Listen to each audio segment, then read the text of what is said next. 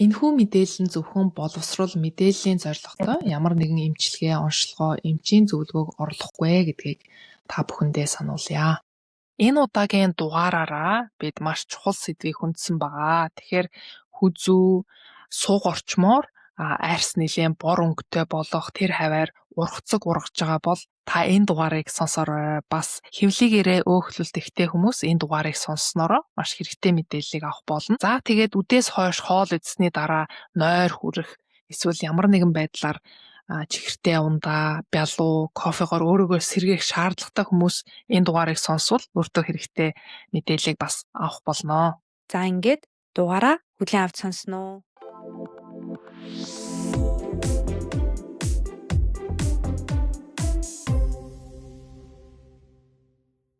За сайн байцгаана уу? Шимтэй яриа подкастын энэ удаагийн дугаар эхлэхэд бэлэн боллоо. Сайн уу намаа? Сайн уу? Танд болон сонсогчдоо энэ өдрийн мэндийг хүргэе. За баярлалаа. Сонсогчдоо энэ өдрийн мэндийг хүргье. За сонь сайхан юу байна намаа? За надаар ерөнхийдөө тайван байна. Хичээл эхэлчихсэн. Тэгээд нилээ нөгөө завгүй оюутны амьдралын өдрүүд маань үргэлжилсээр байна. Тэгээд энэ семестрт би магистрийн хичээлийнхаа хүрээнд үзэх ёстой кредитүүдээ бүгдийг ингээд аваад дуусч байгаа. Тэгээ хажуугаар нь бас дадлага хийх шаардлага үүсээд тэгээд дадлагаа хийж байгаа. Оо за тэгвэл сонсогчдоо яг ямар чиглэлээр сурж байгаа вүлээ те? Шинээр орж ирж сонсож байгаа энэ дугаарыг сонсож байгаа хүмүүстээ зориулаад нэг гоё тайлбарлаад өгөөч. Ямар чиглэлээр сураад байна? Ямар чиглэлийн дадлага хийж байна? За би болохоор Швейцарын багшийн сургуульд хүүхдийн хоол шимтгийлийн боловсролын чиглэлээр магистрийн зэрэг хамгаалахаар ингээд суралцж байгаа. Тэгээ одоо дадлага болохоор би өөрийн дипломын удирдагч багштайгаа хамтраад тэгээд багшийнхаа заадаг нэг хичээл дээр туслах багш нь болоод ингээд ороод энэ семестрт ажиллаж байгаа. Тэгээ миний хийж байгаа дадлага юу вэ гэхээр бас сонирхолтой гэж магадгүй гэж одоо хуваалцъя. Энд багш болох гэж байгаа. За эсвэл багш болчихсон явж байгаа хүмүүст шимт хичээлийн боловсрол олгодог ийм хичээл байгаа. Яагаад вэ гэхээр багш нар гараад хүүхдүүдэд өөрсдөө шимт хичээлийн хичээлээ заана. Тэгэхээр өөрсдөө шимт хичээлийн боловсролын мэдлэггүй ах юм бол заах боломжгүй шүү дээ, тий. Тэгэхээр тэр анхан шатны мэдлэгийг нь нэгдүгээр төвөх зорилготой ийм хичээл байгаа. Хоёрдугаарт нь гэх юм бол энд багшилж байгаа тохиолдолд сургалтын хөтөлбөр гэж байдаг. Сургалтын хөтөлбөр дээр заах ёстой одоо практик хичээлүүдийг хэрхэн яаж заах вэ гэдгийг бүр ингээд яг багш нарт ингэж үлгэрчилж зааж харуулдаг. За бүр дэлгэрүүлэх юм бол одоо бага насны хүүхдүүдэд шимт хичээлийн боловсрол олгож байгаа үед бид нар самбар дээр энэ бол уураг, энэ бол одоо тий нүүрс ус, энэ бол эслэг гэдэг ингээд лекц уншихаар хүүхдэд одоо тэр нь мэдлэг болж үлдэхгүй. Тэгэхээр бага насны хүүхдүүдэд бид нар шимт хичээлийн боловсролыг олгохдоо илүү түлхүү одоо мэдрэхүүгээр нь дамжуулаад танин мэдхүү талаас нь сонирхолтой байдлаар заах шаардлагатай байдаг. Тэгэхээр жишээлх юм бол хүүхдтэйгээ хамт багш нар одоо хүнсний дэлгүүр явах, за эсвэл хүнс сонгох, за тэгээд дээр нь анги дээрээ жижигхэн хоол хийх юм уу? Иймэрхүү байдлаар шимт хичээлийн боловсролыг нь дэмжиж явдаг. Тэгэхээр тухайн хөтөлбөр тухайн хичээл дээр ямар нэгэн байдлаар хоол хийх шаардлагатай байлаа гэж бодоход тухайн хоолыг хэрхэн яаж зөв дарааллаар технологийн дагуу хийх вэ гэдгийг энэ багшдаар ингээ оюутнууд заадаг ийм хичээл байгаа. Ямар гоё юм бэ? Бүр багаас нь тэгэхээр хоол хүнстэй холбоотой мэдлэгийг практикаар олгох нь шүү дээ, тий. Одоо нөгөө насанд нь тохирсон байдлаар яаж шимт хичээлийн боловсролыг тасралтгүй олгох вэ гэдэг дээр нь одоо Швейцар айгүйх анхаарч ажиллаж байгаа. Тэгээд Швейцар чи өөрөө нөгөө мужийн засаглалтай. Тэгэхээр өөр мужуудад яг яаж явагддгийг нь бол би сайн мэдэхгүй байна. Миний амьдарч байгаа мужууд яг энэ шимт хичээлийн боловсрол гэдэг зүйлийг 2024 оноос эхлүүлээд бүр нэлээд өргөн хүрээнд авч үзээд бага ангийн боловсролт нь болохоор өмнө нь эрүүл мэндийн хичээлийн нэг хэсэг болгодог гэсэн бол одоо бүр ингээд тусад нь хөтөлбөр гаргаад тэгээд тэрийг ингээ хэрэгжүүлээ явж байгаа. Тэгээд тэр хөтөлбөрийг гаргасан хүн нь болохоор миний дипломын удирдагч багш аахгүй. Сонирхолтой юм аа. Улс орнууд болохоор эрүүл мэндийнхаа зардлыг багасгахын тулд одоо бага насны хүүхдүүдийн шимт хичээлийн боловсролд бол нэлээх анхаарч эхэлж байгаа. Яагад гэвэл хоол хүнстэй холбоотойгоор үүсэж байгаа өвчлүүд ялангуяа халдварын бус өвчлөлчин амьдралын хэв маяг хоол хүнстэй нэлээд холбоотой байгаа шүү дээ, тий. Тэгэхээр тэр хоол шимт хичээлийнх нь мэдлэгийг багаас нь өгчнө гэдэг маань ирээдүйд эрүүл иргэдийг одоо бий болгож байгаа нэг хэлбэр гэж үздэг. Тэгэхээр нөгөө хөгжилтэй улс орнууд маань одоо ирээдүйд гарах зардлаа багасгахын тулд бага насны хүүхдүүдэд ингээ шинэ дэжээлийн боловсрол олгох энэ аргыг айгүйх баримталж байгаа юм билээ. Бүр багаас нь тэр хамгийн шилдэг арга шүү. Бүр багаас нь ингээ зөвшрүүлээ. Тэг манай ангийнхан хоорондоо ярилцчихсэн байхгүй юу? Надтай цуг сурж байгаа хүмүүсийн дийлэнх нь яг миний үеийн хүмүүс байдгийн. Тэгээд 20 хэдтэй 20-той залуучууд бас байна. Тэгээд ихэнх нь хүүхэдтэй хүмүүс учраас хоорондоо хүүхэдтэй хоол хийлгэж сургамаар байна. Яах вэ хүү гэд хоорондоо ярилцж хахад нэлээд олон хүмүүс энэ хоол хийх талаар ямар ч мэдлэг байхгүй байна. Манай хүүхэд хаана ямар гоё курс байна вэ? Хүүхдэд тэрэнд явуулмаар байна. Гутгаа яаж барихыг ч мэдэхгүй байна гэдэг тэгээд хоорондоо ярьжсэн байхгүй. Тэгэхээр чиний амьдарч байгаа мужид бол бүр багаас нь ингээд эзэмшүүлдэг тэр мэдлэгийг олгодог хэрэг гоё юм аа. За танаар сонь сайхан юу байна да? Надаар бас ялгаагүй яг чамтай төстэй зүйл хийж ин. Би nutritional therapist болох ч байгаа. Тэгээд ингэж болохын тулд яг жинхэнэ кейс буюу хүмүүсийг клиентуудыг олгоод тэгээд тэр клиентуудаа бид зөвлөгөө өгөөд тэр зөвлөгөө өгж байгаа арга барилыг маань их сургуулиас олгосон nutritional therapist-ууд хянаад үгээ зөв сонгосч ярьж гэнэ үү, мэржлийн түвшинд ярьж гэнэ үү, энэ хүнээ сонсож чадж гэнэ үү, тэр хүнээсээ дата одоо мэдээллийг нь цуглуулж авч чадж гэнэ үү гэдгийг бүгдийг үнэлж дүгнээд явдаг.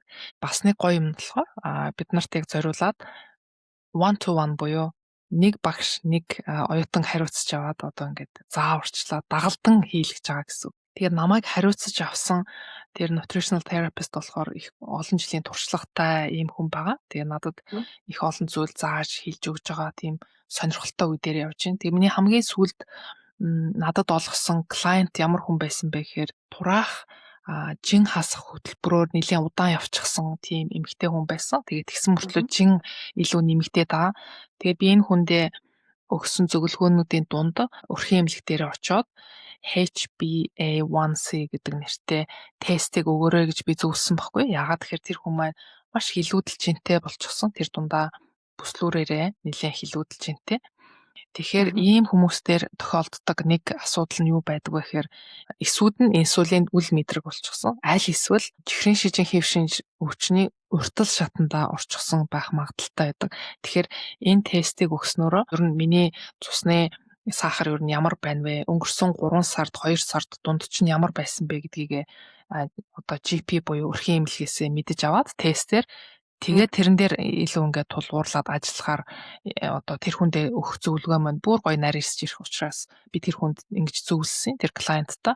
Тэгэхээр яг үүнтэй холбогдуулаад ярихад номой бит хоёрын өнөөдрийн сэдэв болохоор инсулин гэдэг даавартай холбоотой сэдэв байгаа. Бит хоёр нийт 8 дугаар бэлтгэхээр тохироод та бүхэнд хүргээд явж байгаа. Энэ дугаар маань болохоор 8 дахь дугаар. Өөрөөр хэлбэл бит хоёрын даавар гэдэг сэдвийн дор бэлдсэн дугааруудын хамгийн сүүлчийнх нь байгаа тийм ээ. Тэгэхээр номоо инсулин гэдэг дааврын талаар сонсогчдод товч бөгөөд тодорхой хүргээж. За инсулин болохоор хүний бие зайлшгүй хэрэгтэй ийм амин чухал уурга төст ийм даавар байгаа. Тэгэхээр яагаад амин чухал гэж байгаа вэ гэхээр энэхүү даавар маань хүний бие ихтгэл өвчин эмгэг үүснэ. За саяны хэлсэн чихрийн шинжин өвчин байна тий. За ийм өвчин үүсэх бас эрсдлийг нэмэгдүүлдэг. За хэрвээ дутагдах юм бол амь насанд хүртэл одоо аюул учруулах ийм даавар байдаг.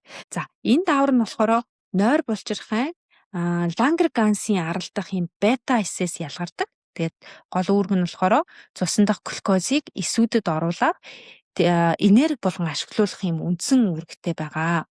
За бүр энгийнээр дахиад тайлбарлах юм бол бид нар ингээ хоол хүнс идэхэд ялангуяа нүүрс ус ихтэй хоол хүнс идсний дараа цусан дахь сахарын хэмжээ нэмэгддэг тий. За нүүрс услыг хоол хүнс гэдэг нь болохоор жишээлх юм бол төрөл бүрийн үр тариа байна. За дээр нь бас жимс жимсг нь бас нүүрс усны бас нэг төрөл байж байгаа. Тэгэхээр эдгээр хоол хүнсийг идсний дараагаар нойр булчирхай түүнийг мэдрээд инсулин гэсэн дааврыг ялгаруулдаг. Тэгэхээр инсулин нь болохоор цусаар дамжин биеийн эд эсэтгүүрээд эсийн гадаргуу дээрх тусгай юм рецептор буюу хүлээн авагчтай холбогддог. За ингэснээр эсийн дотор дохиод амжаад ургал эхлээд глюкозыг эсийн дотор нэвтрүүлэх ийм нөхцөлийг бүрдүүлдэг. Тэгэхээр мэрэгчлэлтэнгүүд болон эмчнэр одоо хүмүүст энэ инсулин гэдэг дааврыг одоо тайлбарлахдаа эсийн хаалга нээдэг ийм түлхүүр хэмээн одоо зүүрлэн тайлбарлах нь айгүй их байдаг. Тэгэхээр инсулинийг болохоор бид нар зөвхөн цусан дах сахарыг одоо бууруулах үүрэгтэй гэдгээр нь айгүй их ойлгодог тий. Гэтэл инсулин нь болохоор бие махбодыг хадгалалт бүтээн байгуулалтын горинд оруулдаг анаболик даавар гэж тодорхойлогддог. За анаболик гэдэг нь болохоор юу хэлж байгаа вэ гэхээр ямарваа нэгэн зүйлийг барих нөөцлөх энэ процессыг хэлж байгаа юм. Катаболик гэдэг нь болохоор задлах, энерги гаргах энэ процессыг хэлж байгаа юм. Тэгэхээр инсулины нөлөө болохоор бүх идэлхэн байдлаар үйлчлэгдэггүй. Жишээлх юм бол булчин болон өөхөн идэд глюкозыг эс рүү оруулаад энерги болгон ашиглах, за тэгээ нөөцлөхөд ингээд тусалдаг. За харин илгэнд глюкоз шинээр үүсхийг сааруулад гликоген үүсхийг нэмэгдүүлдэг. За мөн өөхний эдис үүсхийг дэмжиж за өөх задрах явцыг бас бууруулдаг. За мөн уургийн нийлэгдэлтийг нэмэгдүүлж уурга задралыг сааруулдаг. За үүнээс гадна судасны дотор ханыг бүрдүүлэгч эсүүдэд нөлөөлөд судас өргөсгөхөд дэмжлэг үзүүлдэг. Тэгэхээр энээс харахад одоо инсулин гэдэг маань ганцхан цусан дах сахарын хэмжээг тогтворжуулах биш, хүний биеийн олон тогтолцоонд чухал үүрэгтэй ийм даавар байх нэ. За тэгэхээр саяны яриан дундаас нөөцлөх, барих гэдэг үгийг би голчилж ярмаар байна л да инсулин дээр. Яагаад гэвэл бид инсулин их хэмжээгээр үүсээд ах юм бол илүү их өөхийг хуримтлуулаад нөөцлөөд байдаг ийм бас чанартай. Тийм болохоор би нөгөө илүүдэл жинтэй клиентаа юу гэж зөвлөсөн бэ гэхээр өрхийн эмнэлэг рүү очиод энэ шинжилгээг өгөөрэй гэдэг. Тэгэхээр бид илүү их өөх хуримтлагдаад байх тусам инсулины хэмжээ бид илүү өндөр байгаад байх магадaltaй. Тэгэхээр сая номогийн тайлбарсан дээр нэмээд хэлэхэд зүгээр ингээд энгийн үг рүү оруулаад бас ярахад би нэг хоол идлээ гэж бодъё, маш их хэмжээтэй порцтой хоол идлээ гэж бодъё. Цагаан будаатай хуурга идсэн гэж бодъё л доо. Тэрний дараа миний нойр булчирхааны нэгэн хэсгээс сая номогийн хэлснээр бол Langerhans-ын арал гэж шүү дээ, бета эсүүдээс.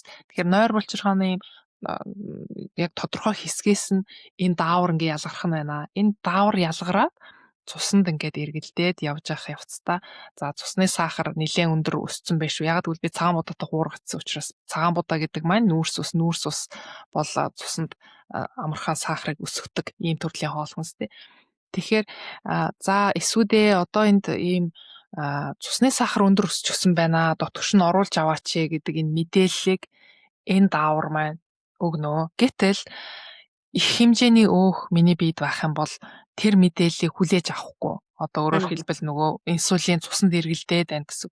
Тэгэхээр яах вэ гэхээр энэ мэдээллийг хүлээж авахгүй байгаа юм чинь дахиад жоохон инсулин ялгаруулчих гээд нойр булчирхаанаас дахиад илүү их инсулин ялгарна. Ингээд бид инсулины хэмжээ маш их байна гэсэн. Ингээд хүний биед инсулины хэмжээ өндөр байгаад ах юм бол аюултай. Яваандаа урт хугацаанд энэ нь чихрийн шижин хэв шинж 2 гэдэг өвчний эрсдлийг нэмэгдүүлдэг. Тэгэхээр инсулин бид ингээд эргэлдээд байгаа энэ нөхцөлийг бууруулах нэг арга нь юу вэ гэхээр ерөөсөө жингээ хэвийн хэмжээнд байлгах тэр дундаа хэвлийн өөхлөлтөө багасгах юм арга зам байнамаа. Тэгэхээр энэ инсулины төсвөржилт гэж яг юу хэлээд байгаа юм бэ гэдэг дээр бас тайлбарлаад явал зүгээр юм болов уу гэж бодож байна. Тэгэхээр инсулины төсвөржилт гэдэг нь болохоор инсулин хэвийн хэмжээгээр байгаа ч гэсэн эсүүд түүний дохиог нь хангалттай хүлээж авахгүй байхыг хэлж байгаа тий. Тэгэхээр энэ үед болохоор нөгөө глюкоз маань хүний биеийн эс рүү одоо сайн ингээ орж чадахгүй. За тэгээд цуснд глюкоз байнгын юм өндөр байх хандлагатай болдог. За тэгээд би илүү их инсулин ялгаруулад одоо нөхөхийг оролддог. Яагаад гэвэл нөгөө эс рүү маань глюкоз орж чадахгүй байгаа болохоор бид ямар дохио очдөг вэ гэхээр инсулин байхгүй байх шиг байна. Инсулин ерөөсөй байхгүй юм байна гэсэн дохио очингууд тэрийг би буруу дохио хүлээж аваад нөгөө инсулин байгаад байх чинь илүү их хэмжээгээр инсулинийг ялгаруулж эхэлдэг гэсэн. Тэгэхээр үүний улмаас цуснд инсулин удаан хугацаанд өндөр байгаад за үүнийг нь болохоор бид нар болохоор гипер инсулины юм гэж нэрлэж байгаа тий. Чихрийн шижинг бид нар дотор нь 2 ангилж байгаа. Нэгдүгээрт нь болохоор чихрийн шижин хэв шинж 1, за тэгээд чихрийн шижин хэв шинж 2 гэд байгаа. Тэгэхээр чихрийн шижин хэв шинж 1-ийг явуулсан тайлбарлая. Тэр нь юу вэ гэхээр бие махбодод инсулин огт ялгаруулж чадахгүй болж байгаа үед энэ чихрийн шижин хэв шинж 1 үүсдэг юм байна. Тэгэхээр ихэвчлэн болохоор дархлааны тогтолцоо өөрийнхөө бета эсийг гадны дайсан гэж андуурч устгаснаас болдог. За үүний улмаас одоо инсулин дутагдаад глюкоз одоо эсүүдэд орж чадахгүй харин цуснд их хэмжээгээр хоригдлогддог. За эсүүд энерги авч чадахгүй болоод ирэхээр яадаг вэ гэхээр бид байгаа өөх тосыг илүү их задлж эхэлдэг. Ингэснээр кетон үүсдэг. Кетон хит ихсэх юм бол амь насанд аюултай байдал одоо хүрдэгэ. Тэгэхээр нэгдүгээр одоо хэлбэрийн одоо энэ чихрийн шижинтэй хүмүүс маань гаднаас инсулинийг заавал авч хэрглэж байж амьдрах юм боломжтой болдог. За харин хоёрдугаар хэлбэрийн чихрийн шижингийн үед болохоор эхний одоо энэ асуудал буюу инсулин байхгүйтэй биш харин эсүүд инсулины тохиог хангалттай хүлээж авахгүй болсонтой холбоотой байдаг. Сүүлийн жилүүдэд статистикаас ингээ харах юм бол энэ чихрийн шижин хэв шинж хоёр маань нэлээд өндөр болоод байгаа юм байна. Дэлхийн эрүүл мэндийн байгууллагын гаргасан мэдээллээс харахад 1990 онд 200 сая гаруй хүн чихрийн шижин хэв шинж хоёроор өвчлсөн байсан бол 2022 онд 830 сая орчим хүн одоо чихрийн шижин хэв шинж хоёроор өвдсөн ийм статистик тоо байт юм байна. Тэгэхээр бас нэлийн өндөр байгааз Маш өндөр юм байна шүү. Тэгээд энэ тоо цаашдаа бүр ингэ нэмэгдээд байгаа гэж бодохоор баг тахал гэж ярьдаг шүү дээ тий. Хит таргалтыг бас баг тахлын хэмжээнд хүрээд байгаа дэлхийд даяар гэдэг шиг чихрийн шижин хэв шинж хоёр өвчин бас нэлээд их тархацсан өндөр байгаа юм байна шүү дээ. Тэгээд ер нь өмнөх зуунд бол бид нар нөгөө халдварын гаралтай өвчнөдөө айгүй их тэмцэж ирсэн шүү дээ тий. Халдварын гаралтай өвчнүүд нь дэлхийн хүн амд нэлээд өндөр байсан. Тэрүүгээр одоо айгүй олон хүн амнаас эрсдэг байсан бол одоо сүүлийн 100 жилд болохоор ямар асуудал үүсэж байгаа гэхээр халдварын бус өвчлөл тэр дундаа чихрийн шижин, за зүрх судасны өвчин гэх мэтчлэн одоо халдварын бус өвчлөлүүдэд одоо анхаарах энэ цаг үе болж байгаа. Тэгэхээр чихрийн шижин одоо яг гол шалтгаан нь юу гэдэг юм бэ гэдэг талаар хоёул үргэлжлүүлээ яриад явах уу? Одоо яг юунаас болоод энэ үүсэж байна? За нэгдүгürt мэдээж инсулины төсвөржилт гэдэг юм үүсэж байгаа юм байна. Гэхдээ энэ инсулины төсвөржилт гэдэг юм яг юунаас болоод үүсэж байгаа юм бэ гэдэг талаар Тэгээ. Яг тэр сэдв рүү орохоос өмнө бас чихрийн шижин хэв шинж нэг дээр нэмээд хэлэхэд дэлхийд даяараа одоо ойролцоогоор 9 сая хүн энэ өвчлөлтөй байгаа нь ингээд тогтоогдсон байдаг. Бас л нөгөө эрсдэл нь ингээд өсөд байгаа юм билээ. 2%-аас 4% жилдтэй. Ингээд дээшгээ яваад байгаа юм билээ. Тэгээд ихэнх нь бас хүүхдүүдэд тохиолддог. Бас олдомлоор 18-аас дээш насныханд бас тохиолддог. Тэгэхээр ингээд ажиглаад үзэхээр энэ ямар орны хүмүүст энэ type 1 diabetes буюу чихрийн шижин хэв шинж нэг өвчин илүү байгаа вэ гэхээр Англид байгаа. Мэдээж бусад улсуудад байгаа. Гэхдээ илүү тархацсан нь илүү Англид, Норвег, Швед, Финлянд гэж байгаа байхгүй. Тэгээд дэлхийн бүслүүртэй ойртоод экватортой ойртоод байгаа орнуудад энэ чихрийн шижин хэв шинж нэг бол бага байдаг. Тэгээд ингээд ажиглаад үзэхээр шалтгаан нь магадгүй энэ нөгөө нарны гэрэлтэй холбоотой юм болов уу гэж би хувьдаа бас таамагласан. Яагаад гэвэл жирэмсэн ээж одоо витамин D-гийн нэлээд дутагдaltaй байх юм бол хүүхдэд нь бас энэ чихрийн шижин хэв шинж нэгийн тохиол бас эрсдэл нь өсөх жишээтэй. Тэгээд дандаа ийм нарны гэрэлтэй холбоотой Финлянд, Швед, Норвег, Англиг бас аваад үзэхээр өвөлдөө голдуу бүрхэг байдаг орн тий. Юу нар их хомсон. Тэгэхээр нарны гэрэлд бас учир байдсан болов уу гэж би зүгээр энэ статистик харж явахдаа тэгж таамаглаж бодож ирсэн. Тэгээд чихрийн шижин хэв шинж нэг бол маш хүнд хэцүү өвчин зөвхөн нөгөө физиологи талаасаа биш дээрээс нь нөгөө сэтгэл зүйн талаасаа маш хүнд. Яагаад гэвэл амьд байхын тулд тий маш олон шийдэл хийдэг, маш олон эмнэлгийн тест, цусны шинжилгээ авч тест хийдэг ийм хэцүү өвчин. Гэхдээ өнөөдөр бид хоёр чихрийн шижин хэв шинж нэгийг энэ удаадаа орхиод хоёр дээр илүү анхаарлаа хандуулахаар шийдсэн. Тэгэхгүй бол подкаст маань маш урт болчих واخ. Тэгэхээр чихрийн шижин хэв шинж хоёрын үндсэн шалтгаан нь юу вэ гэдээ ярихаар ерөөсөө амьдралын хэв маяг тэгээд хооллолт. Амьдралын хэв маяг дундаа хөдөлгөөний хомсдол, хөдөлгөөн багасаад дээрэс нь одоо хоолны сонголтон дээрээ буруу яваад эхлэхээр яг намайг чиний түрүүчийн хэлдгээр урт удаан хугацааны туршид явсаар агаад чихрийн шижин хэв шинж хоёр болж хувирдаг. Тэгээ тэрний уртл шат нь болохоор чихрийн шижин хэв шинж хоёрын өмнөх шат гэж байгаа. Өмнөх шатн дээрээ илрүүлсэн болвол тэрэн дээр бол нөгөө амьдралын хэв маяг хоол хүнсэн дээрээ анхаарал өгөх юм бол чихрийн шижин хэв шинж рүү орохгүй байх боломжтой. Чихрийн шижин хэв шинж рүү орсон нөхцөл буцаагаад нөгөө хоол хүнс амьдралын хэв маягаараа remission буюу эргээд тэрнээсээ бас гарах бас боломжтой. Тэгэхээр бас учиртай байгааз нэгэнтээ одоо энэ өвчний онш авлаа гэхэд бас хоолтоороо зохицуулж болдог байх нэ. Тэгэхээр нийт хүний нэг 5 литр цуснд ойролцоогоор 4 грамм глюкоз эргэлдэх ёстой гэж бодоход тэрнээс илүү гарчгаар л одоо тэрийг зохицуулах гэдэг хөрхи инсулин ялгараад нойр булчирхай маань ажиллаад байгаа байхгүй. Тэрнээс илүү гараад цуснд байгаа сахар удаан хугацаанд эргэлдээд 4 граммаас илүү гараад байхаар яадаг вэ гэхээр цаашдаа бөөрийг гэмтээдэг, нүдийг гэмтээдэг, зүрх судсанд нөлөөлдөг хөлний одоо энэ төгсгөлийн хуруу энд бас нөлөөлж эхэлдэг учраас бид нарын бие тэрийг тэнцвэртэй хэлбэрт нь оруулах гэдэг ингээд хичээгээд ажиллаад байгаа. Тэрийгээ бид нар бас анзаарчих хэрэгтэй. Тэгээд одоо энэ инсулины дүжрэл үүсэж эхэлж байгаа шинж тэмдгийг бас юунаас харж болохгүй гэхээр арьсаараа дамжуулж харж болдог. Арьсан дээр нэг юм үүр шиг энэ хүзүү хэлбрээр ингээ харлаад үүр шиг хэлбэртэй арьсны ургацаг ургаад эхлэх юм бол энэ бас инсулины асуудал үүсэж эхэлж байгаа юм байна шүү. Би одоо хоол ундаа анхаарах хэрэгтэй юм байна. Эмчтэр очиод үзүүлэх хэрэгтэй юм байна шүү гэсэн тохиолдол байдаг. Тэгэхээр хүүхдүүдийнхаа арьсыг, өөрийнхөө арьсыг ч гэсэн ингээ анзаараад хүзүүгээр ингээд зузаан хар бор өнгөтэй болж ирж гэнэ үү? Эсвэл тэр хаваар илүү их юм үүр шиг юм жижигэн skin tag гэж нэрлэдэг англиар. Тиймэрхүү зүйлс үүсэж гэнэ үгүй юу гэдгийг бас харж авах хэрэгтэй. Тэгэхээр таны саяны ярьсан дээр нэмээд хэлэхэд хэрхэн энэ инсулин дүжрэлтэй болсон бэ гэдгийг бол хүн шууд өөрөө хараад ингээ мэдрэх боломжгүй. Яагаад тэгэхээр инсулин бол хүний биеийн дотоод даавар байгаа тий. Тэгэхээр цуснд яг хэд байгаа вэ гэдгийг зөвхөн бид лабораторийн шинжилгээгээр тодорхойлдгоо. Гэхдээ бие махбод бол дандаа бид нарт тодорхой дохиог өгж яадаг. Тэгэхээр энэ дохиогоо бид нар сайн анзаараад ойлгож чадах юм бол за бидний инсулин өндөр байна да, дүжрэл бас явагдах шинж тэмдэг эхэлж магадгүй байна гэж мэдэх боломжтой байдаг. За тэгэхээр юун дээр бид нар мэдэж болдог вэ? Гэртээ юуг анзаарах вэ гэхээр нэгдүгээрт за нүүрс ус ихтэй хоол идсний дараа хэсэг хугацаанд маш их нойр бүрээд бие сулдаад тэгээд дахиад ингээ удалгүй өсөх, за мөн амттан эсвэл чихэр идэх энэ их хүсэл нь одоо илүү их нэмэгдээд ирэх юм болвол инсулин одоо тий ихсэх энэ хандлага бас нэмэгдчихэж магадгүй байх шүү гэж өөрийгөө бас бодож болох юм байна. За мөн дараагийн бас нэг ажиглах зүйл нь биеийн жим байгаа тий.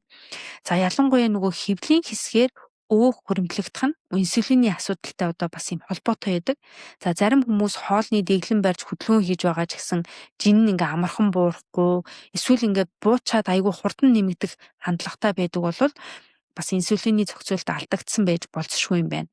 За тэгээд та бас сая дурдсан тийм нөгөө арьсны зарим өөрчлөлтүүд бас чухал тохиол болдог. Хүзүү, суг, цайв чимд юм арьс ингээ бараантаад зузаарах юм шинж тэмдэг илэрдэг.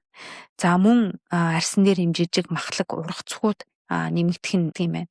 За мөн өөрийнхөө өдрийн одоо мууд энергийг ч гэсэн айгүй сайн ажиглах хэрэгтэй. Өдөржин ингээд ядруу байх, өглөөс ирэхэд хэцүү байх, тэгээ анхаарал төвлөрөл одоо сулрах зэрэг нь болохоор цусндах сахарын тогтворгүй байдалтай маш их холбоотой байдаг. За мөн бид нар гэртээ ингэж үзэхээс гадна түрүүн хэлсэнчлэн эмнэлэгт бас шинжилүүлэх боломжтой байдаг. Тэгэхээр хэрвээ та өөрийгөө ажиглаад эдгээр шинж тэмдгүүд одоо тий илэрч байгаа. Тэгээд та өөрөө бас инсулины одоо хэмжээгээ мэдхийг хүсэж байгаа бол бас шинжилгээ хийх боломжтой байдаг. Тэгэхээр шинжилгээний хувьд Англид ямар шинжилгээ хийдэг вэ гэхээр сүүлийн 2-3 сарын цусны глюкозын дунджийг шинжилж үздэг. Тэгээд тэрэн дээрээ тулгуурлаад ямар байна вэ гэдгийг нь хардаг. Түрүү миний нөгөө дурдсан HbA1c гэдэг энэ тестийг өгдөг. Бусад аргаар бас яаж үзэж болох вэ гэхээр эндхийн өрхийн эмнэлэг болохоор яг харамсалтай нь инсулины хэмжих боломжгүй гэд зөвхөн тэр глюкозыг нь хэмждэг байхгүй. Бусад аргаар бас яаж үзэж болох вэ гэхээр triglyceride өөх тосны хэмжээгээр нь бас ерөнхийлж авч үзэж болно. Бас илэгний шинжилгээ өгдөг. Илэг ямар байна вэ гэдэг. Илэг өөхлөлт өндөртэй байх юм бол энэ бас инсулины одоо дүүжрэл үүссэн байх магадaltaй гэж үздэг учраас тэрийг бас өгнө. За та түрүүн бас яриандаа нэг илэгний өөхлөлт гээд дурдсан тий. Тэгэхээр инсулиний энэ түжирлэн болохоор зөвхөн чихрийн шүжин үүсгээ зогсохгүй бусад олон эмгэгийн юм үндсэн суурь нь болж байдаг. Хамгийн эхлээд зүрх судасны өвчний эрсдэл нэмэгддэг. За яагаад вэ гэхээр нөгөө судасны дотор хааныг бүрдүүлэх жисүүдийн үйл ажиллагаа алдагдаад ирдэг. Инхээр өөх тосны солилцоо муудаад архаг үр хөсөл нэмэгддэг. Тэгээд энд 2019 онд хэвлэгдсэн нэг судалгаа байгаа. Тэгээ энэ судалгаанд болохоор инсулины энэ дүүжрэл нь зүрх судасны өвчнөд холбоотой байж болохыг ийм харуулсан ийм судалгаа байсан. За илэгний тухайд гэх юм бол инсулины энэ дүүжрэлд архины бус ийм шалтгаанд илэгний өөгчлөлт үүсэх энэ эрсдлийг бас нэмэгдүүлдэг юм байна. За мөн бит хоёрын өмнөх дугаар дээр ярьсан нөгөө өндгөвчний олон уйланхад хам шинж гэж байгаа тий. Тэгэхээр эмэгтэйчүүдийн хувьд инсулин ийм байнгын их байх, инсулин дүүжрэх нь өндгөвчний дааврын тэнцвэрт нөлөөлөд олон уйланхад өндгөвчний хам шинжтэй бас холбоотой байх юм боломжтой юм байна.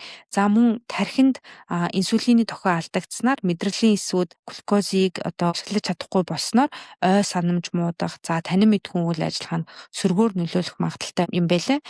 Тэгээ сүүлийн үед бас Alzheimer нэлийн өндөр хувьтай нэмэгдээд байгаа. Тэгээд энэ Journal of Alzheimer Disease гэсэн сэтгүүлд нийтлэгдсэн байсан нэг тойм судалгаанд болохоор инсулины энэ дүүжрэл болон Alzheimer-ийн өвчин энэ хоёр хоорондоо холбоотой байж магадгүй байна гэсэн ийм үр дүн гаргасан байсан.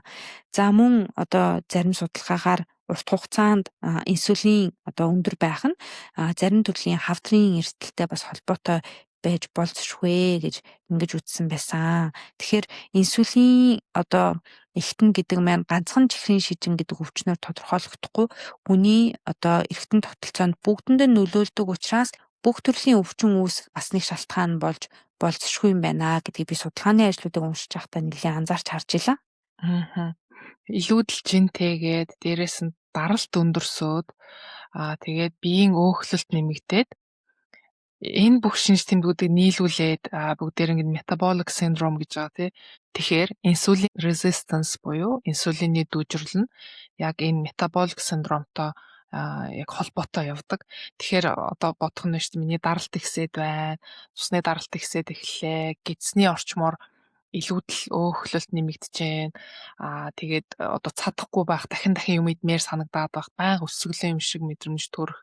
Үдээс хойш болоод гинтхэн кофе уумаар эсвэл чихэртэй цай уумаар ямар нэгэн юмар өөрийгөө дээш нь нэг юм сэтгэл санаагаа өөрөх шаардлагатай болж эхэлжээвэл энэ инсулины дүүжрэл үүсэж магадгүй шүү гэд бас таамаглаад арга хэмжээ авч эхлэх юм. Тэгэхээр номогийн саяны дурдсан өвчлөлүүдийн эрсдлүүдийн үндсэн шалтгаан нь инсулины дүүжрэл байдаг учраас үүнээс уртаад ямар арга хэмжээ авч болох вэ гэдэг талаар бид хоёр ярилцсанаа. За хамгийн эхлээд хоёул хоол хүнсээ ярьсан дээр ах тий. Тэгэхээр инсулин бол ерөөсөө хоол хүнстэй шууд холбоотой. Бид юу идэн, яаж идэн, хэдий идэн гэдэг нь болохоор инсулины ялгаруулалтанд бол маш чухал нөлөө үзүүлж яадаг. Тэгэхээр хоол идэх үед ялангуяа нүүрс ус их агуулсан хоол хүнс идсэний дараа цусан дах глюкоз нэмэгддэг тий. Тэгэхээр үүний хариуд нөгөө инсулин ялгараад тэр сахарыг эсүүдэд оруулаад энерги болгон ашиглаж байгаа. Тэгэхээр гол асуудал нь болохоор ямар хоол идж байгаа вэ? Тухайн хоол нь бидний цусны сахарыг хэрхэн яаж өсгөж байгаа вэ? Хизээ идж байгаа вэ гэдгээс нь шалтгаалдаг.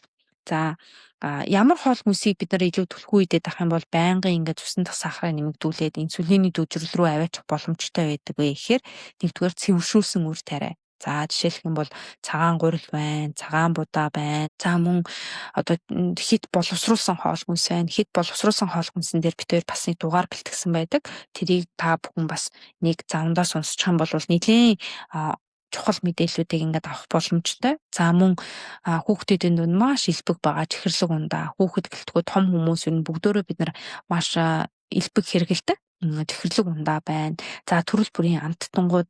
За эдгээрийг их хэмжээгээр хэрэглээл авах юм бол их хэмжээгээр ингээд цусан дах сахар ихсэж тахаар инсулины дүүжрэл болох эрсдэл нь илүү их нэмэгдээд байна гэсэн үг. Тэгээ бид хоёр нөгөө цэвэршилтийн дугаар дээр ярьсан шиг санагдаж байна. Гликемийн үзүүлэлт өндөртэй хоол хүнс, гликемийн индексийн талаар ярьсан шүү дээ. Тэгэхээр гликемийн индекс өндөртэй хоол хүнсийг бид нар байнгын тогтмол их хэмжээгээр урт хугацаанд хэрэглээд авах юм бол ийм инсулины дүүжрэлт одоо өртөх эрсдлийг нь бүр илүү нэмэгдүүлдэг гэж ойлгоход болно гэсэн үг.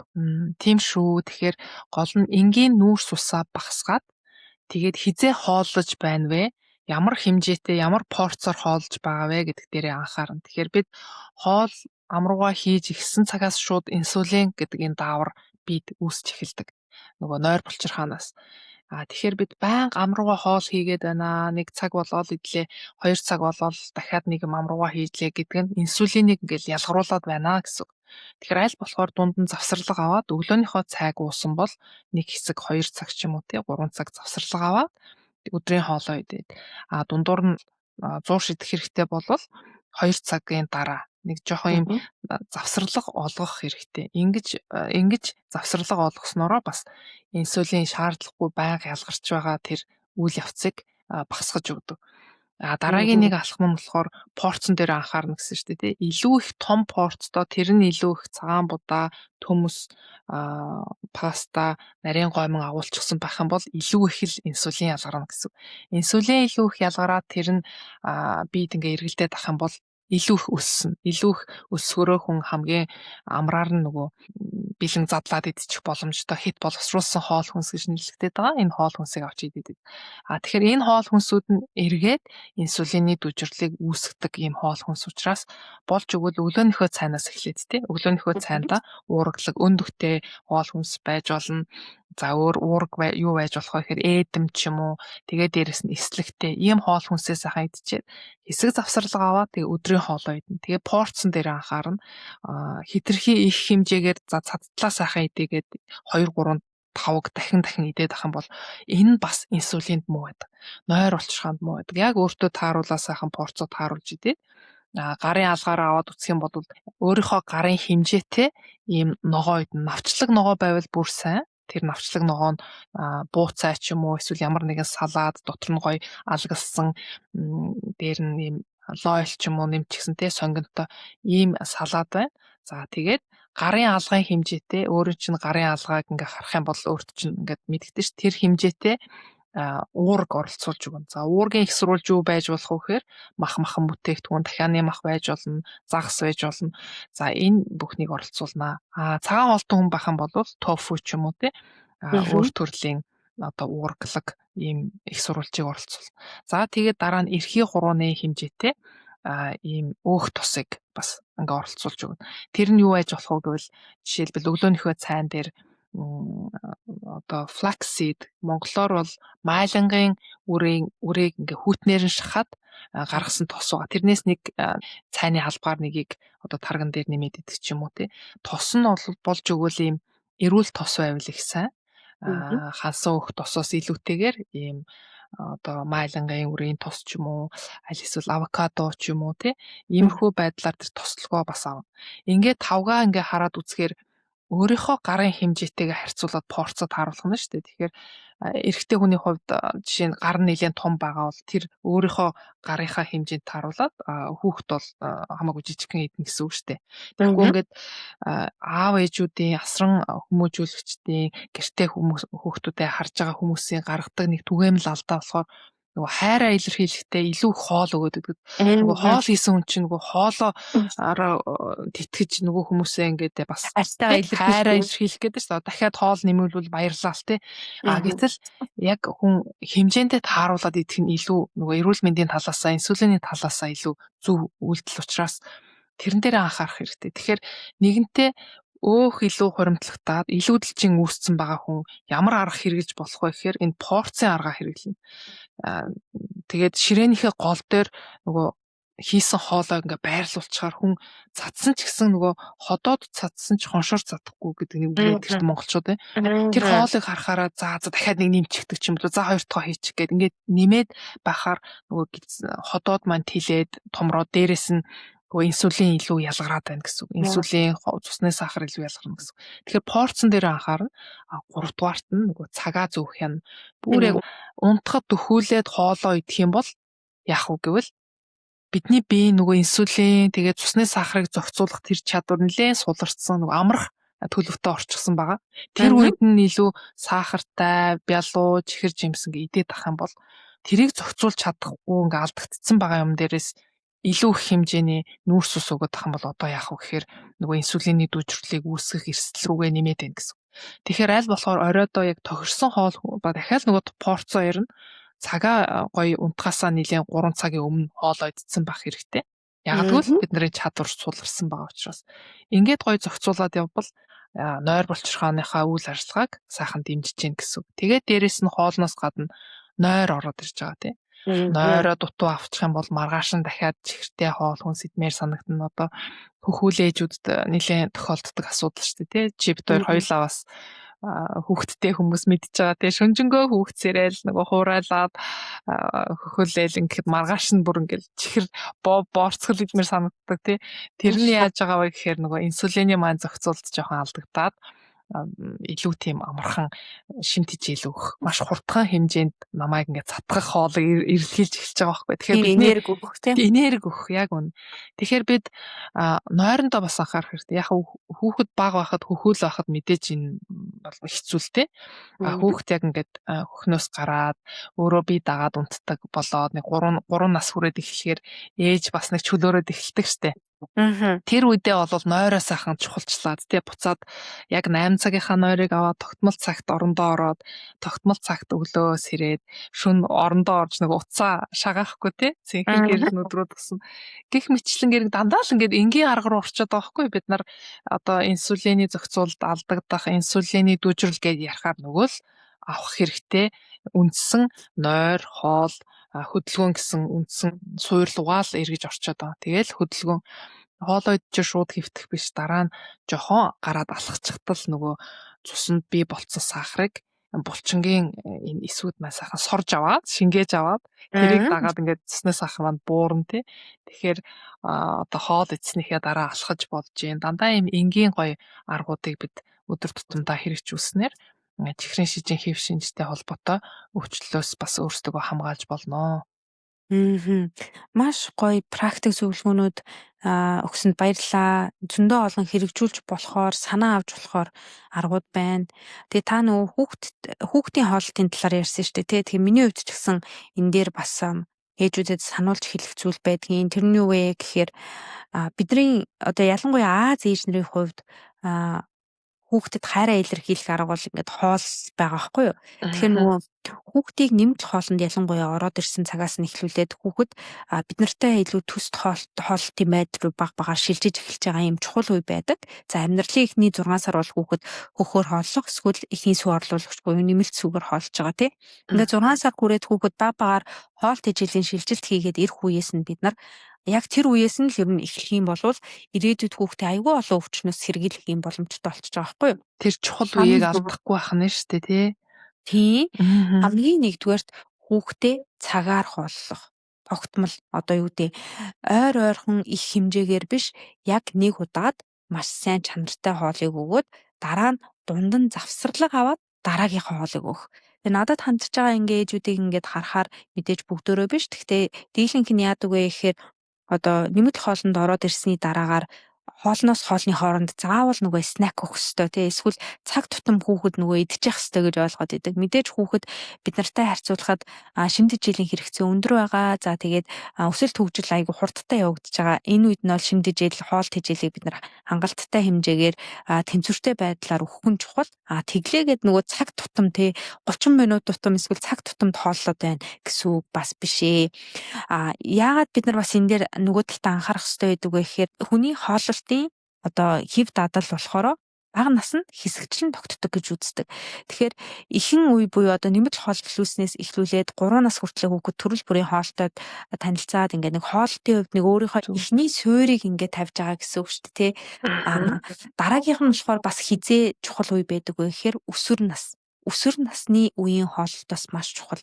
Тэгэхээр бага нас болон өсвөр насндаа хүүхэд ямар хоол хүнсийг түлхүү идчихсэн, ямар байдлаар хооллож байсан бэ гэдг нь одоогийн бидний хооллолтын гол бас суурь болж өгдөг.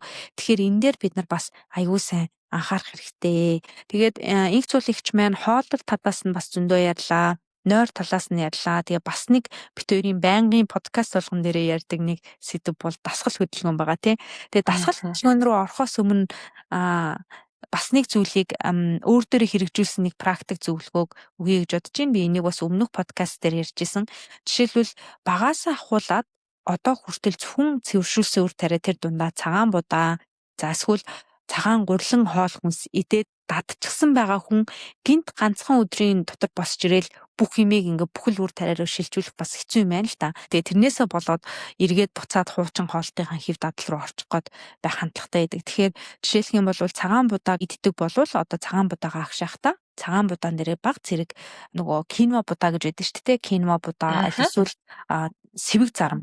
сэвэг зармыг хийгээд тэгээд угааж цэвэрлж чаад хамт агшаачих юм бол энэ бас одоо чухал нөлөөтэй байдаг. Тэгээ нөгөө хөхүүл байгаа үед бид нар ингээд өглөөс ирээд энерги амархан өгдөг хоол хүнсийг идэхийг хүсдэг гэдгсэн шүү дээ тий. Тэгээ би болохоор хоёр дахь хүүхэд дээр ингэдэг гэсэн. Өглөө үнэхээр ядарсан сэрдэг.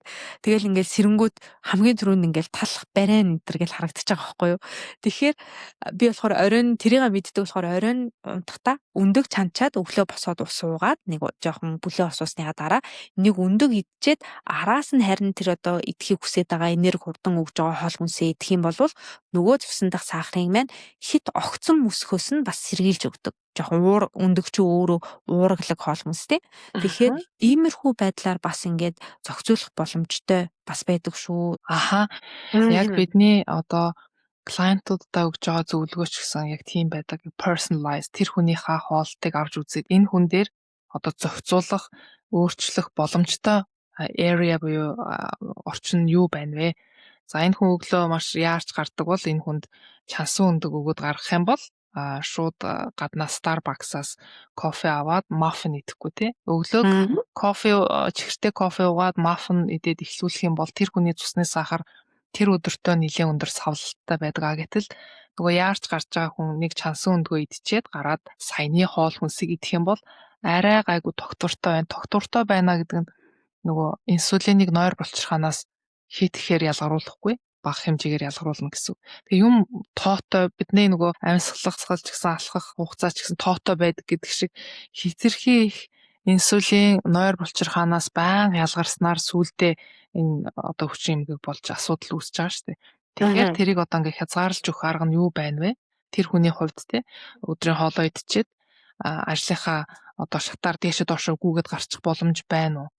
Орой 8 цагаас хоолоо иддэг байсан бол 7 цаг руу оруулах арга байна уу гэдэг дандаа ийм гоё тэр хүнд нь таарсан тэр тухайн хүнийхээ амьдралын хэв маягт нь тохирсон тэр аргуудыг энэ nutritional therapist-ууд өгдөг байхгүй. Тэгээд чиглүүлээд багаар зассаар агаад одоо 6 сарын хугацаанд нөгөө хүнийг гоё дадал руу нь оруулаад хуучин зуршлыг нь халаад ингээд цаашдаа дараа жилээс нөгөө хүн маань зөв хооллоод явах жишээтэй. Тэгэхээр ер нь бол өөрчлөлтийг нэг удаагийн сургалтанд суугаад вау гэд өөрчилж өгдөг юм биш. Энэ бол байнгын яг номогийн хэлдгээр багаар танилцуулаад багаар болохмаар урагшсаар байгаад нэг мэтгэд амьдралын хэв маяг болж тогтсон байх жишээтэй. Тэгэхээр цусны сахараа зөв зохицуулахад хөдөлгөөн маш чухал учраас бид хоёр подкастынхаа төгсгөлд хөдөлгөөний талаар жоохон ярих гэж бодлоо л доо. Номоо тэгэхээр сүүлийн үед чи ямар хөдөлгөөнийг оролцуулсан бэ? Дасгал ер нь хийж чадчихэв үү? Юу болж байна? За миний хувьд болохоор би түрүүчийн подкастн дээр хэлсэнчлэн йога хийж байгаа. Йога хийж мэдрэлийн системээ жоохон тайвшруулах арга хэмжээ авч байна. За мөн дулаарцсан байгаа болохоор сургууль руу алхаж байна. Манай сургууль руу алхахад уруудаад буцаж ирэхэд нэлээ өгсдөг. Тэгэхээр миний хувьд нэг цагийг яг ингээд алхахад зарцуулж байгаа гоё дулаарцсан байгаа болохоор талхад их таатай байна.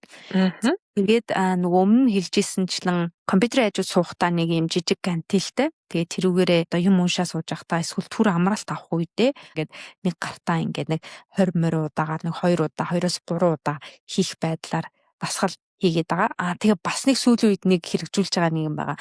Хоолоо идчихэд Тэгээ шууд үргэлжлүүлээд ингээд жоохон сууж агаад ч юм уу эсвэл нөхөртөөгөө юм арай эсвэл хүүхдтэйгээ хүзэр шагаамагаа ингээд тоглолдог гэсэн бол одоо хоолой идэнгүүтээ шууд босоод зогсоо байдлаараа аягаа угаагаад тэр авирхагаас сэгцлээд ингээд жоохон уртаа өдлөөд тэгээ тиймэрхүү байдлаар нэг хоол идсний дараа шууд ингээд суугаад авахгүйгээр ингээд босоод байгаа. Тиймэрхүү байдлаар сүүлийн үед нэлээд зохицуулж байгаа юм байна. Таны хувьд ямар байна вэ? Сайн биш үү? Би бас саяхан ийм граф харж исэн. Одоо хоолоо эзнийхээ дараагаар тоос оруулагч аваад гэрээ цэвэрлсэний дараа цусны сахар хэрхэн буурч байгааг харуулсан. Нөгөө байнга ингээд зүүчгдэг цусны сахарыг хэмждэг ийм юу байдаг шүү дээ, хэмжүүр. Тэрний яг ингээд хэмжүүрийн харуулсан ийм граф харж исэн баггүй. Тэгэхээр бид нөгөө хоол эзнийхээ дараа ямар нэгэн байдлаар хөдөлгөөн нэмэх нь ийм ашиг тустай байдаг гэд тэ. Тэгэхээр миний хувьд ямар арга хэрэглэж байгаа вэ гэхээр чамтай яг адилхан. Одоо гадаа илүү гоё хаврын уур ороод мод гөлөглөө цэцэглээд энд гоё магнолиа гэд моднууд ингээ гоё яг энэ сард ингээ цэцгэлдэг байхгүй юу. Тэгээ тэрийг хараад гадаа гоё алхаад cherry blossom гэд маш гоё юм ягаан цэцгнүүд Лондон цэцгэлждэг. Тэгээд ингээд гадаа нар гараад дулаараад ингэхээр өөрөө ирэхгүй гармаар санагдаад гадаа өнгөрүүлэх цагаа илүү нэмэгдүүлж байгаа. Тэгэхээр би нөгөө нарны гэрлийг авч जैन, дээрэс нь алхаж जैन тий. Тэгээ хүүхдээ гадаа тоглуулахдаа дандаа би нөгөө боломж гэж тэрийг өөртөө боломж гэж хардаг байхгүй. Тэгээ манай охин ингээд савлуур дээр юм томоо бөөрөн дугуй юм савлуур байдаг. Тэрэн дээр ингээд хөвтөөд би ингээд түлхэхдээ дээшгээ ингээд савлтанд ингээд хамт ингээд үсэрч буугаад тэгэхээр яах вэ гэхээр би нөгөө ясаа бас ингээд бэхжүүлэхэд тусдаа нэг үсрэх ийм дасгал хийж штэ. Тэгээ хүүхдээ зугаацуулчихад дээрээс нөөрөө ингээд дасгалаа хийж. Тэгээ бит хоёр бас нөгөө дүүжин даажин дээр айгүйх суудаг. Дүүжин даажин дээр ингээд суухаар нөгөө гойны булчин сайхан ажиллана шүү дээ. Нөгөө талд нь манай охин суугаа хөнгөх юм чи тэгээд дээшээ доошоо хоёлаа ингээд нилийн ингээд тоглолцохоор хөлийнхөө булчин бас ингээд ажиллаулчихж байгаа. Тэгээ аль болохоор миний хувьд нөгөө цаг зав их бага байдаг болохоор аль болохоор өдөр тутмынхаа үйлдэлтэй ингээ авчруулахыг боддгийг. Яаж нөгөө нэг өдөр тутмынхаа үйлдэлтэй авчруулчих вэ гэд. Тэг хүнсээ манайх хөргөлтөөр авдаг байсныгаа болоод багаар шинэхнэр нь авдаг болсон. Тэгэхээр нөгөө торондоо ингээ хийгээд туртаа хүнсээ бариад алхахаар тэр нь бас надад нөгөө жин нэмж байгаа. Тэгээ зүгээр алхахгүй тэрийг ингээд дасгал хийж байгаа юм шиг нөгөө туртаа юм гараа дээш нь доош нь өргөөд нилээ алхах чинь. Тэгээд миний хүнсээ цуглуулад алхдаг зам маань шаттай. Тэгээ өксүүр замаар ингээд алхах чинь. Тэгэхээр яг жимд хийдэг дасгал байгаа зү. Хүнд юм ардаач ирээд ингээд урагшаага зүтдэг штэ. Тэрийг л хийж байгаа байхгүй нэгэсэндээ. Тэгээд давуу тал нь юу вэ гэхээр нөгөө гадаа хийж байгаа учраас наранд ингээд гараад алхангаа тэр дасгалаа ингээ хийчихжээ. Тэгэхээр ерөөсөө хөрхи энэ муу бие зүгээр байлгахгүй те дандаа нэг тийм дасгал хавчуулаад нэг юм хийгээ тоглоомын аргаар ч юм уу ингээд юмнууд хийн тийм байдлаар сүүлийн үед хөдөлгөөнтэй байгаа.